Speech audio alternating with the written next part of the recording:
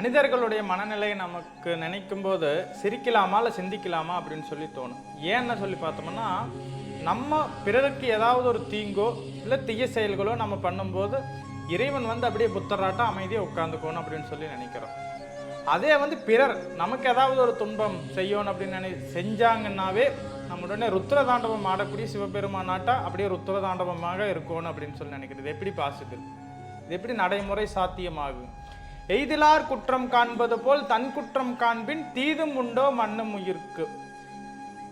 First of all நம்ம என்ன பண்ணணும்னா, நம்ம மூலியமா நம் சார்ந்து எந்த ஒரு தீங்கும் பிறருக்கு செய்யாம இருக்கணும். நம்ம கிட்ட என்ன குறை இருக்குது அப்படிங்கிற சொல்லக்கூடிய நிகழ்வுகள் அனைத்தையுமே நம்ம தடுத்து நிறுத்திடுவோம். நம்ம கிட்ட இருந்து ஏதாவது ஒரு நெகட்டிவான சிந்தனைகள், நெகட்டிவான செயல்கள் போகுதா, பிறருக்கு தீங்கான செயல்கள் போகுதா, அது அனைத்தையும் நிறுத்திடுவோம். அப்படி நீங்கள் இதை ஸ்டாப் பண்ணியாச்சுன்னாவே பிறரிடமிருந்து வரக்கூடிய அவங்க எந்த செயலாக இருந்தாலும் சரி, ஆள் வைத்து செய்தாலும் சரி, இல்லை எண்ணங்களின் மூலியமாக நமக்கு தீங்கு செய்தாலும் சரி, எந்த ஒரு தீங்கும் வராது. அது இறைவனால் தடுக்கப்படும்.